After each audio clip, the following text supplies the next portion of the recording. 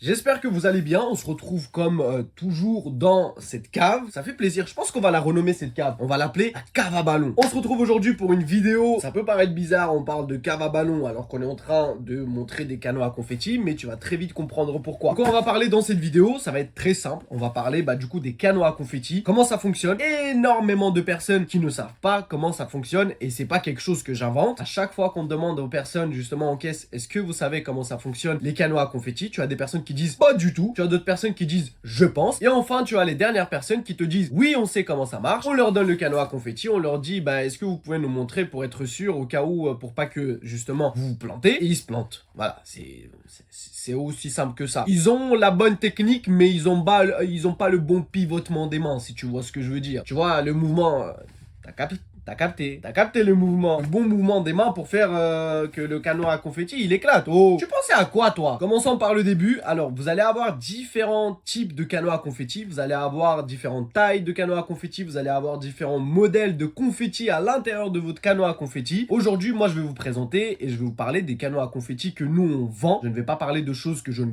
connais pas. Vous allez avoir différentes dimensions de canots à confetti. Est-ce que la distance varie selon la dimension des canots à confetti? Pour nos canots à confetti, et c'est pour ça que je le précise, je parlerai uniquement des canots à confetti qu'on vend. Nos canots à confetti, la distance de projection du canot à confetti ne change rien selon la dimension. Les canots à confetti, nos canots à confetti, projettent à une distance de 5 à 8 mètres. Je sais pas si vous voyez, c'est indiqué juste là. C'est juste des confettis, certes, mais projetés à une certaine vitesse, à une certaine distance, à une certaine puissance, ça peut quand même faire mal. Concernant les modèles de confettis, des rectangles, des fils serpentins, je sais pas si vous voyez à l'image, vous allez avoir en forme de cœur, vous allez avoir en forme d'étoile, vous allez avoir en forme de confetti rond. Le conseil que moi je peux vous donner, c'est si vous voulez faire des canots à confetti chez quelqu'un et que c'est pas vous qui faites le ménage, vous pouvez prendre tous les confettis que vous voulez. Si par contre c'est chez toi et que tu te dis merde, c'est moi qui vais devoir ramasser les canots à confetti, tu peux prendre les canots à confetti avec les fils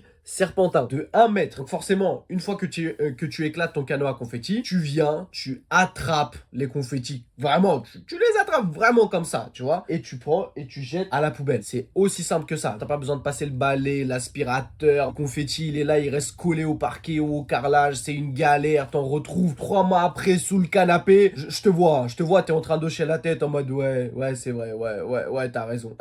Je te vois. Hein. Donc voilà, avec les canots à confetti serpentins, c'est les plus simples à ramasser et c'est ce que je t'encourage à prendre si tu veux faire des canots à confetti, mais chez toi. Et enfin, pour finir, comment on utilise le canot à confetti? Tu vas avoir les flèches qui sont indiquées, d'accord? Donc en fait, tu vas avoir une main qui va être en bas, une main qui va être en haut et tu vas tourner les mains simultanément mais dans le sens des flèches. Parce que le truc c'est que si tu le fais à l'envers comme ça, il se passera rien du tout. Ici vous enlevez rien, il y a tout qui va partir tout seul. On a quand même pas mal de clients, mais quand même un client sur 10 qui, quand ils reviennent pour acheter des canots à confetti ou d'autres articles, disent que la surprise a marché, mais pas dans le bon sens. Donc, s'il vous plaît, vous trompez pas de sens lorsque vous faites le canot à confetti. La partie où il y a les flèches qui vous indiquent, c'est la partie basse. C'est la partie où vous gardez le plus proche du corps, d'accord? Vous pouvez pas faire comme ça. Ah, c'est bizarre, tu vois? C'est bizarre. Tu dis, attends, mais il sort d'où les confettis? Il y a que ça, là? Donc, la partie la plus longue, c'est là où, en fait, les confettis vont sortir. Donc, vous trompez pas de sens. Encore une fois, comme je vous dis, c'est pas des choses qu'on invente. C'est des choses que